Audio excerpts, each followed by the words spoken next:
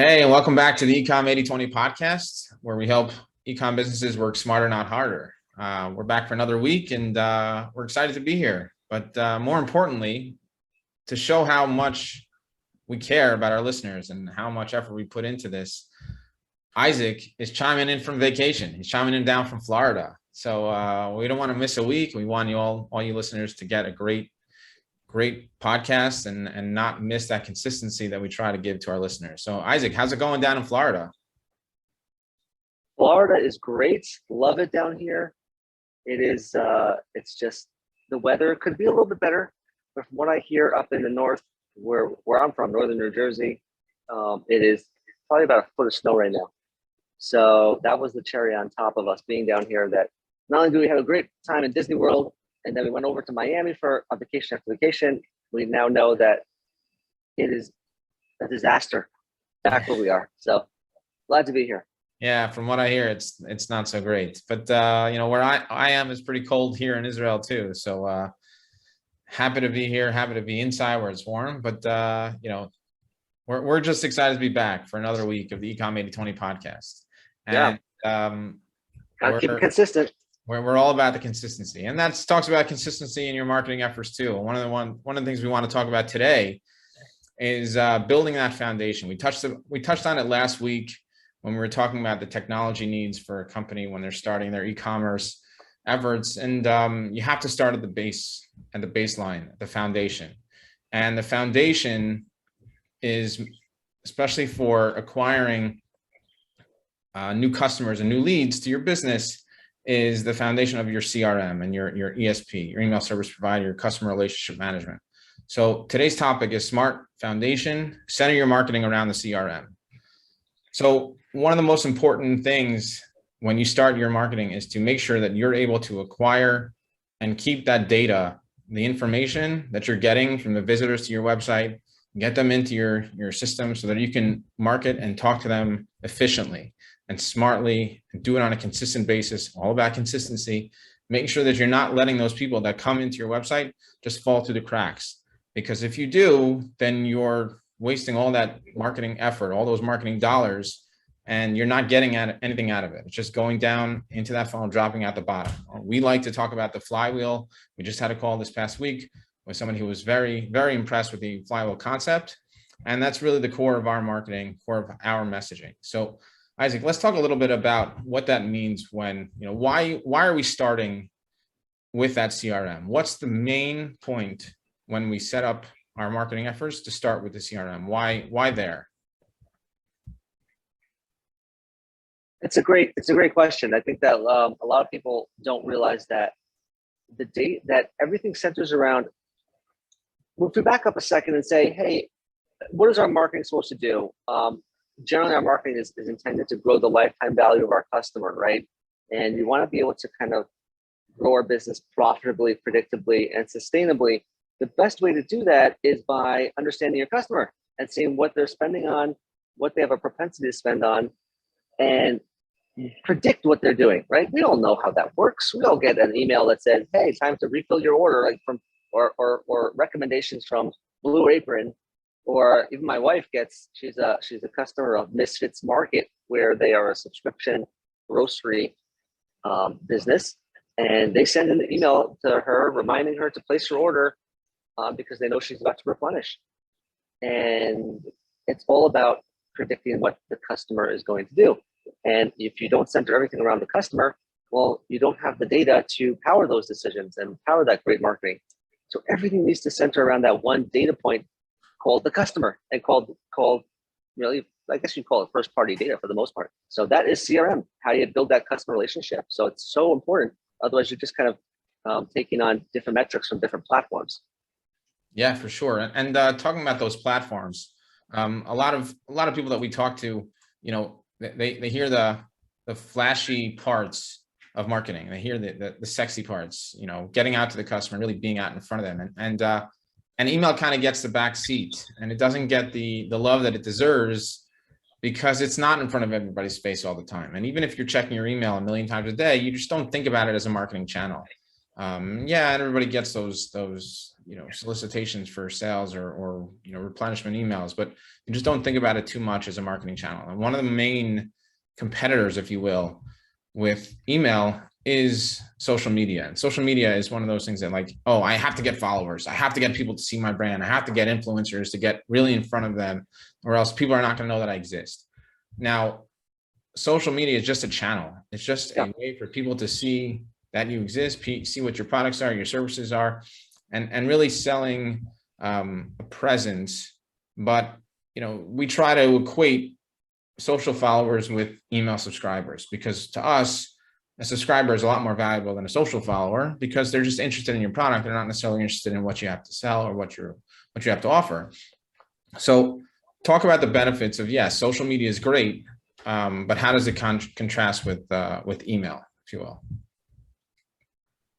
Sure. It's funny because I just did a full webinar on this where we talked about the pros and cons of social media versus email and SMS, and it's just the differences between how you gather the data from that. And the reality is, so many brands focus on the vanity metrics of social media, the likes, the shares, the comments, to gauge how their brand is doing. And those are just exactly what it is. It's vanity metrics. It's just like, oh, am I looking good? Do people like me? Do people share? It's a very troubling trend, to be honest with you. I personally don't put too much stake in my social media profile. My wife is a big commenter, so she likes to get into the weeds on it, but and really dive into the comments and things like that. But I'm not really that into it, and most brands aren't that into it either. That's the thing. They aren't that into the top brands. The top 1% put a good focus on social media, but it is very far from their number one priority. It just looks that way to everyone. So they assume that everyone's doing it at the top. But to get back to your question, is that pretty much that social media kind of owns all the data they get, and they choose to select what data to export to you. And the only way they're going to kind of share that data in any actionable way is through you running ads. Yeah. And so it's actually much more useful for them to share some part of their data with you if they're getting money from you. And that is kind of a not very reliable way of marketing. You can't really unlock, we've seen that export that much data from Facebook. And right now, from an organic side, which is like just regular posts on social media, not paid posting, Facebook and Instagram are really only showing about 4% of your audience, meaning your posts are only being seen by 4% of your audience. So if you have 1 million, you have 1,000, just to keep it, simple terms, you have 100 followers, only 4 people are seeing your ad, your social media posts. So doing that math, those numbers are just not there to validate using social media as your primary channel, because people are just going to see it, and even if they do, it's harder to take an action. And like Isaac, like you said, the networks themselves aren't always sharing everything that you're offering unless you're paying for it.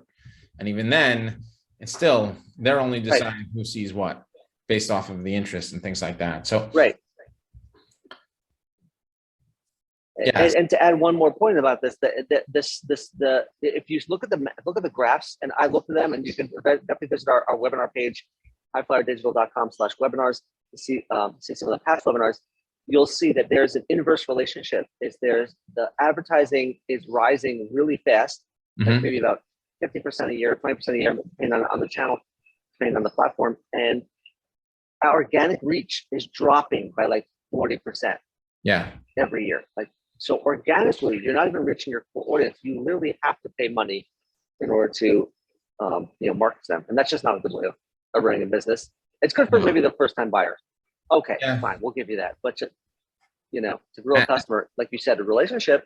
It's not a relationship builder unless you have an influencer who convinces everybody to buy every single time they post about it. And even then, it's still not so simple. We'll talk about influencers a little bit later, maybe different podcasts. But moving into paid media, definitely. That's a great segue into paid media itself. And talk about the challenges between paid media versus free media, which we consider email, because you already acquire the leads. So somebody comes to your ad, they search on Google or they're on Facebook and they're scrolling and all of a sudden they get shown your ad. What's the cost versus the cost of social, I'm sorry, the cost of paid media versus the cost of email. So let's talk about that for a bit. Well, there's three different types of media, right? There's there's paid media. There's the one you're paying for to actually get their click, get the ad in front of them. That's your Google Shopping, your Google display ads, Facebook ads, influencers, paid content such as Outbrain for things like that. Then there's owned media. Well, before paid media, there's earned media, which is like, we'll go into owned media. Paid media, owned media, which is something you own. It's your own data point, your email, your SMS, your phone numbers, your store data, your information on that. Anything, your website, that's all an owned piece of your data. An app, that's another one. And then there's earned media, which is the third level, which is like, how many people are talking about you and what are you earning in terms of like going viral and sharing and hearing and things like that. So all that, those are three levels of it.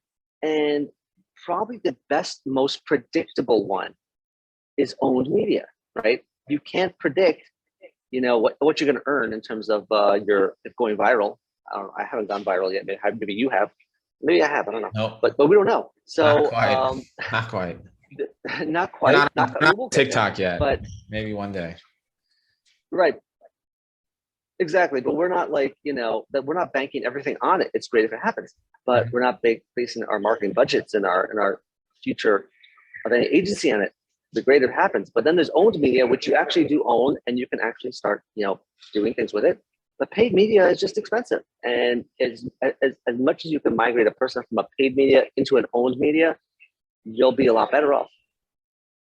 Great. And we're midway through our episode today, and let's turn the tables a little bit and talk about the actual, CRM and why email itself is the way to go, and why we feel that, you have to start from the beginning. You have to start from the foundation. The foundation itself is a CRM, is the email, and is the acquisition and retention of those email.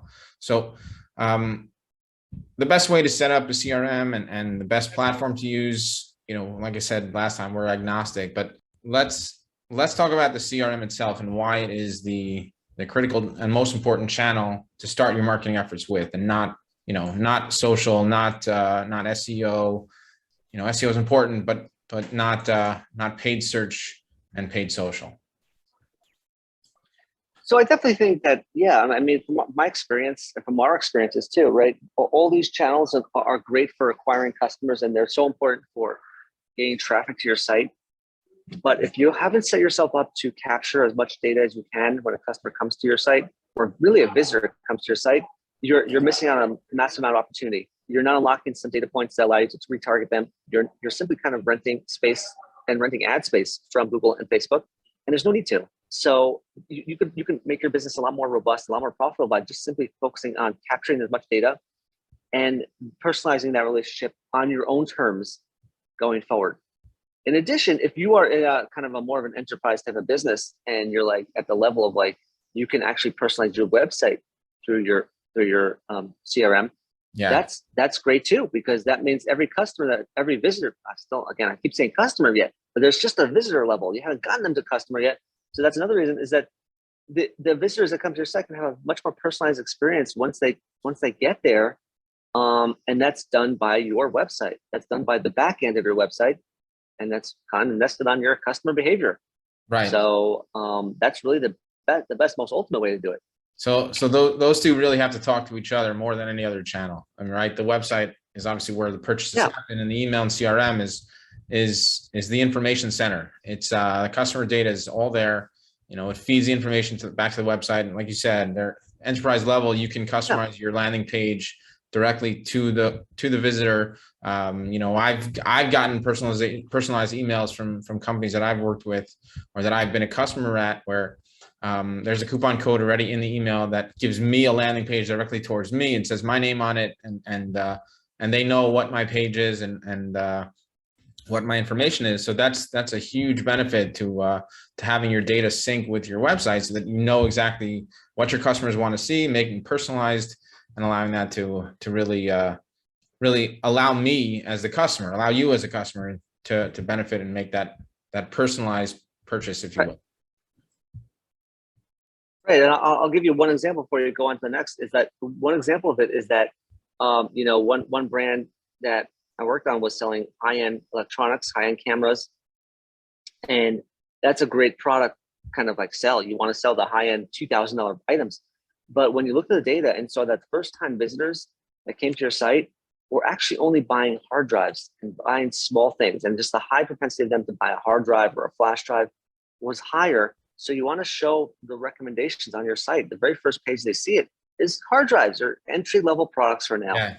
Then you'll eventually grow up with them into a gimbal or into a lighting setup, and then into a camera.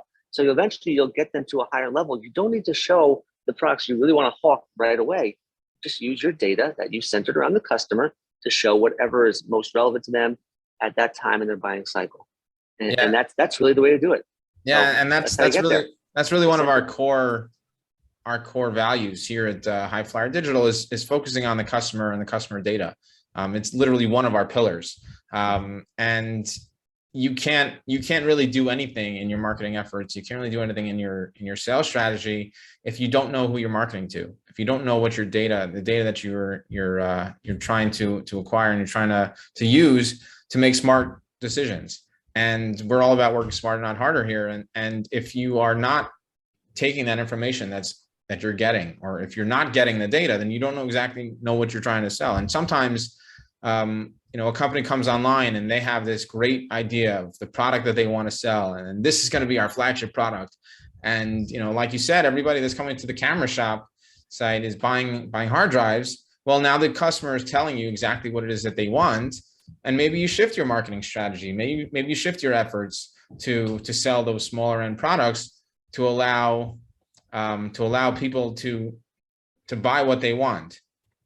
So we'll spend the last couple of minutes talking the difference between first party data and second party data. So Isaac, why don't you go into that a little bit? First, second, and third party data, what that means and how you can utilize that in your marketing efforts.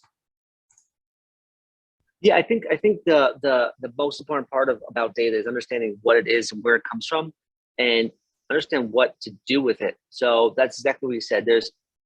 If you break it down to three chunks, for the most part, you'll know that there's first party data, which is data collected directly by you, right? Your organization, right? Things like, give me your phone number at checkout, give me your shipping address, your billing address, give me your email at sign up, and would you like to join our rewards program, things like that. That's all part of that first party data. You're actually giving it, you are a customer giving it to them. You're granting us permission to market to you or to talk to you. Voluntarily. Then there's second party data, which is voluntarily, exactly. And then there's second party data, which is data shared by like a trusted source. And so I guess a trusted source would be someone like a Facebook or a Google, where they're giving you some second party data options, and they're maybe giving you access to some of it, and they have their own data pool, and you're running ads, or you're trying to unlock your customer personas or information about them, each visitor, each subscriber, each follower, right? Each follower, and that's data shared by their trusted source. Okay, that's fine, but that's still a level beyond first party data. That's still detached. And then there's third party data, which is kind of like data aggregated from other sources. We're thinking like third party mailing lists, or someone sources data from somewhere else, or then they share it with you from them. Like I've seen agencies that are getting, some vendors get data from insurance companies and they rent it from them, and insurance companies then share it with that agency, and that agency shares it with you. So that's kind of like a third party data. Would that be like again, buying you can email see how lists? detached that is. Would buying email lists, things like that. But you could see how, as you're saying, like buying email lists, that already you see like, right. That's How just good is that data? Less trustworthy, less reputable, not as great of an information source. So obviously the highest priority, if you can get it, is first party data. And the best way to gain first party data is by having a customer self-select that they're interested in hearing from you. And as we all know, that happens everywhere through email and SMS, right? Yeah. You go into Walgreens, hey, type in your rewards number, your phone number, and you'll be able to, we'll add this order to your rewards to get like your little $5 points. Great, no problem. Here's my phone number. My God, you're just giving it to them. Type in your email at checkout. All these things are you get my data, and you get my data, and everybody gets my data. The Oprah of data. Yeah, exactly. Yes. So we're just giving it away. But that's and the most important part is that first party data also is just a lot more actionable than third or second party data information. So I always say data a lot. Data. Yeah. But like it's that first party data that makes it the most actionable. So if you had to pick one way to acquire that first party data, what would it be? What's that number one? Oh, of course. We want to talk about email and SMS, of course. Email SMS, and CRM. Well, CRM is kind of like where you got to hold it all. Yes. You got to hold it all there. But that's definitely the best way, So and this, but again, there's opportunity from second party data and third party data to stitch things together, add more levels of it, but don't just rely on it, right? You got to actually append. Like for a great example, like if I was able to get the Mets data, New York Mets, a little bit more third party data on you, which I probably could find. Yeah, like exactly. So if I was able to find out, like Jakob Rosenberg also loves, he may be a big fan of New York Mets, I don't know, banners or hat, then that's third party data, which I may not have collected from your email sign up. I may not know that information, so I can append it to your profile, and that's how you use it. But it's first party is the best way to go. Awesome. This was good. Look, it's all about the foundation. It's all about the baseline. It's all about where you're starting from to make sure that you are taking those next steps and allowing your marketing strategy to work smart, not hard for you. And this has been a fun episode. Isaac, enjoy the rest of your vacation down in Florida. We look forward to seeing you back. Thank you. Rearing to go and ready for the months ahead. Thanks everybody for listening to the Ecom 80/20 podcast. Definitely. I'm your host, Jakob Rosenberg with Isaac Hyman. And thanks again for listening. Have a great week, everybody. Thanks, guys. Have a great one. Stay warm.